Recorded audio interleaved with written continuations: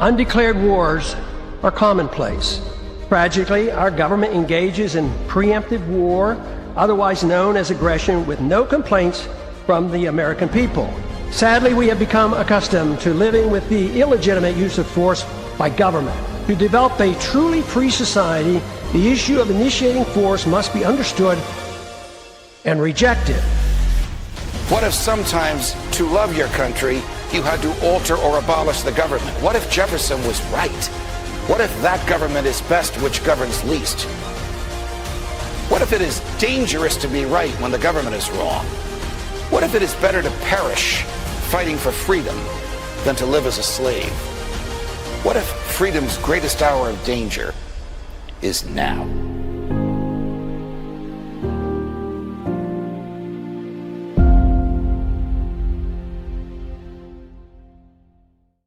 Hi, everyone. Judge Andrew Napolitano here for Judging Freedom. Today is Wednesday, February 4th, 2026.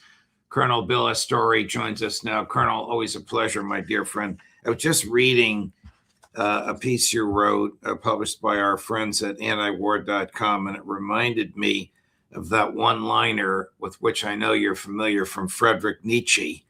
Everything the government has it as stolen, and everything the government says is a lie. About that is almost literally true. It is certainly literally true in Minneapolis these days. Yeah. Thanks for having me on again, Judge. Yes, it's so terribly frustrating. More than frustrating, obviously. It's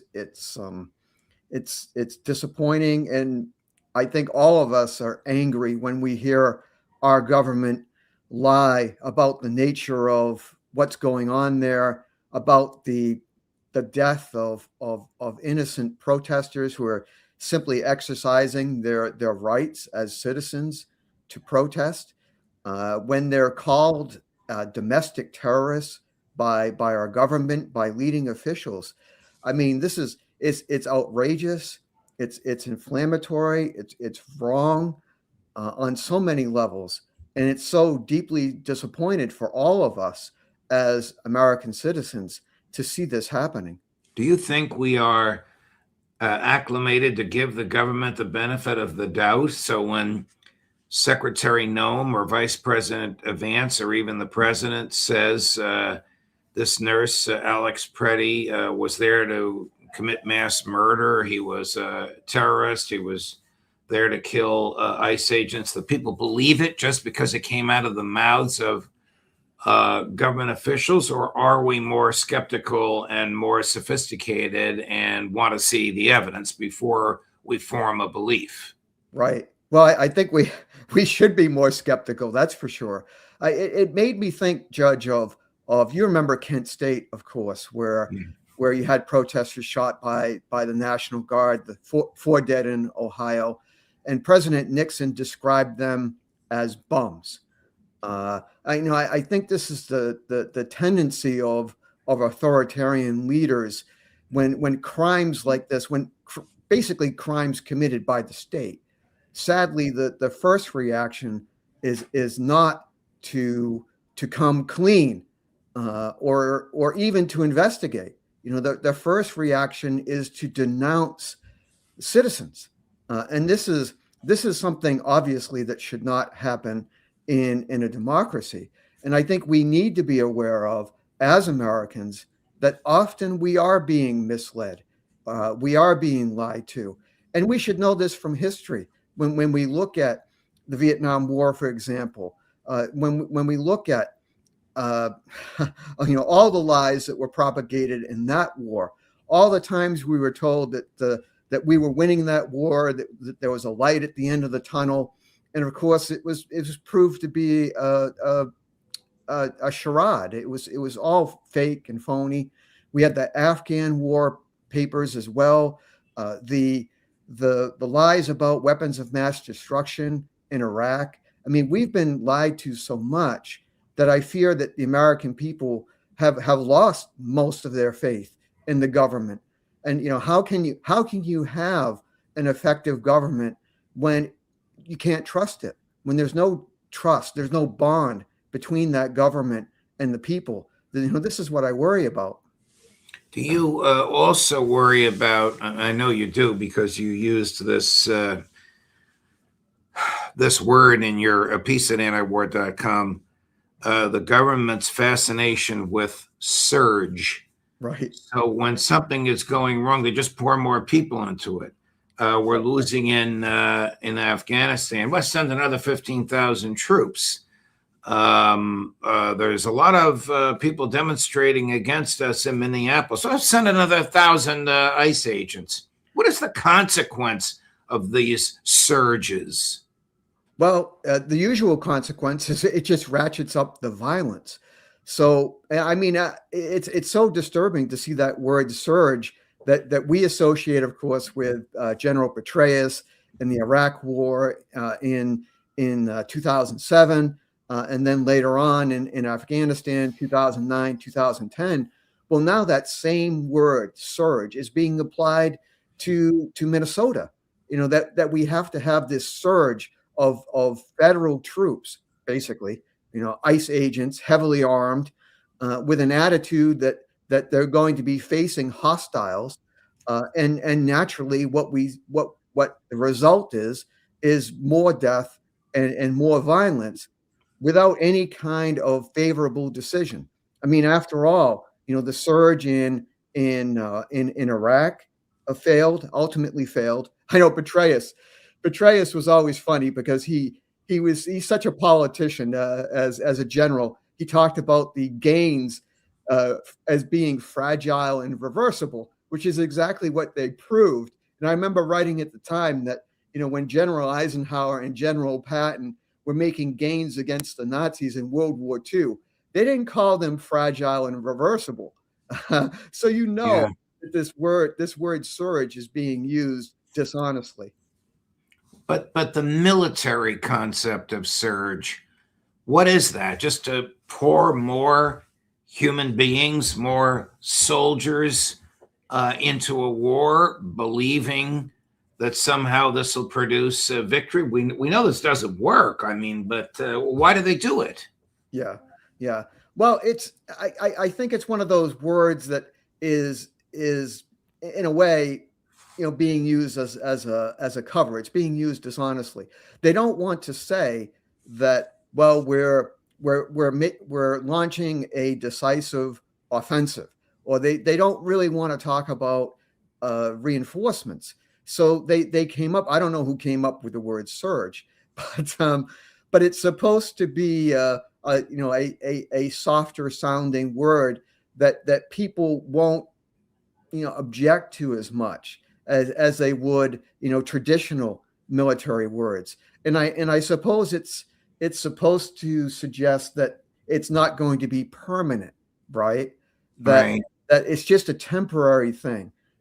But nevertheless, when you think about these surges, for example, the one in Afghanistan, well, after that surge failed, we were in Afghanistan another 12 years. So once again, this idea, it's just a temporary thing, it didn't turn out that way, as we all know. You remember that Milton Friedman one-liner? He's talking about economics, but I guess it applies to the military as well. There's nothing in this world more permanent than a temporary government program. It just doesn't go away. How is it that domestic law enforcement now resembles war? I mean, look at these guys. Chris just put the images of them up there. I mean, that's not Ukraine. That's not Kyiv. That's Minneapolis, Minnesota. Yeah. It's been a long process, and a sad one, because we have witnessed over the last 2 decades the militarization of police forces, and partly that's due to the Pentagon. Now, I can't remember exactly what the program number is, but the sharing of excess, but supposedly excess, military equipment to police forces. So now you have the police, dressed up in flak vests and helmets, and this obviously distances the police from ordinary citizens. So we have an idea within police forces, or there should be an idea of you protect and serve, that you are part of the people, that you are not separate from or superior to the rest of us. And yet, when you dress up anyone like an Imperial stormtrooper from Star Wars, you're going to have a change in attitude, which is exactly indicated by the photos that you're showing. Are these ICE agents trained by IDF, the Israeli Defense Forces? I've read that. I've read that some of them have received that kind of training, and I'm not necessarily sure they. I think if not the IDF, I think some of our, quite a few of our ICE agents are prior military. They gained experience in urban conflict in the streets of Baghdad or Fallujah.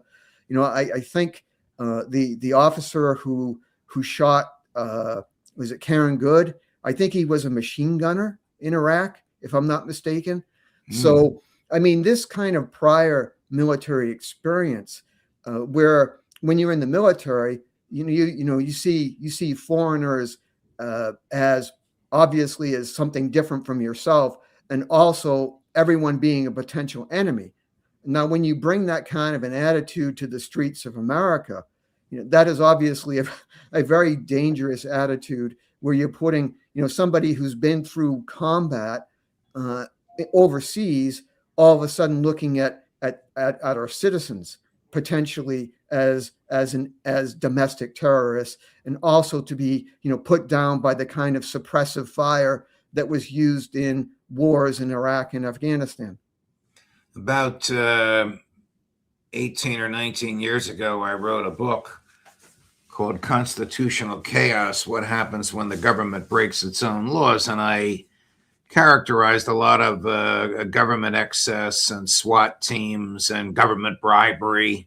There's a famous case in which a federal judge was tried for bribery, and the prosecutors bribed a witness to testify against the federal judge. He was convicted and it was overturned. That's the most extreme one that sticks in my head. But this militarism that we see in Minneapolis did not exist at the time that I did the research for the book, or if it existed, it was just a blip on the radar screen. Are we in danger of becoming acclimated to this? Do these guys want to do this? Why would anybody want to yank an American citizen out of a car and use 4-letter words at the person? Yank an old man out of his bed in his underwear in sub-zero temperature. Why would they want to do this? Yeah. Sadly, I think too many people are willing to do this, as we're seeing in the videos that are haunting. I'm from a family of first responders. So my brother, my father, firefighters. My niece is a police officer in the city where I was born, and I can tell you that and she's married to a police officer as well, and they shake their heads at this too. And there are a lot of police officers who see that this is wrong, and I think on the one hand, I'm obviously against the militarization of the police. I'm against these ICE agents, many of whom just simply haven't been trained in the proper use. I mean, force should always be a last resort rather than a first resort. And yet, so many of these ICE agents are more than ready and willing to use force. And this is simply, this is just contrary to everything we are supposed to be as a country. As your book indicated, we're a country that's supposed to be based on the Constitution and laws. Right. Switching gears, do you understand the urge, the surge, the urge that neocons have, play on words here, to attack Iran. And before you answer that, with apologies, because this may turn your stomach a little bit, Chris, cut number 5. Watch Okay. that. Biggest, if this regime falls, Hamas, Hezbollah, the Houthis, they all go. It'd be the biggest change since the fall of the Berlin Wall.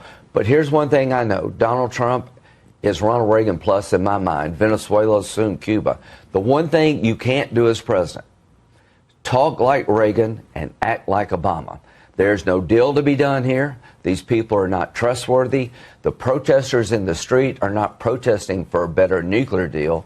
They're protesting for a better life. And if they win the day, we have a chance to have friends with the people of Iran. The Ayatollah will never be our friend. He's a religious Nazi.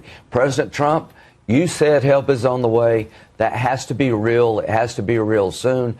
Do it, Mr. President. The people of Iran are begging you to be on their side. You have done it so good. You are Reagan plus. This is the defining moment in your presidency. Stand by the people. The Ayatollah falls. The region changes. Bigger than the fall of the Berlin Wall. No more international terrorists. This regime has American blood on its hands since 1979. You got the Houthis, you got Hezbollah killing Americans. Bring this regime down because the people want it down. You don't have to invade the country, but help on the way means military strikes against the infrastructure that is killing the Iranian people. Apologies. I mean, at one point I wanted to say, all right, Chris, enough is enough. That's 90 seconds of a 10-minute interview. The only good part about this is, he plays golf regularly with the president.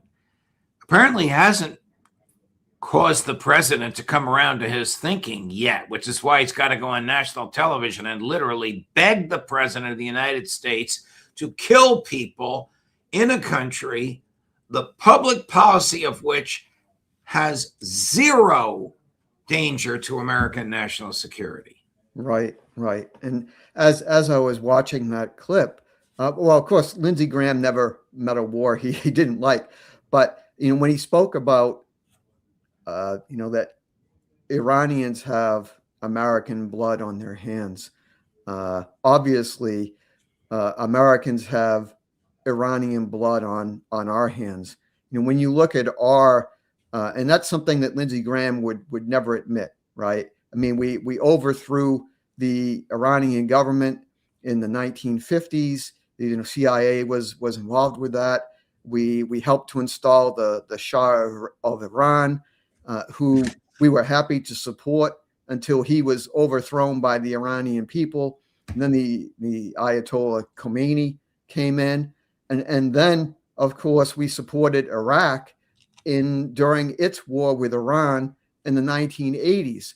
I mean, if any country has been responsible for shedding blood in the region, it's been the United States. I mean, off and on, we have been at war with Iran for more than 70 years.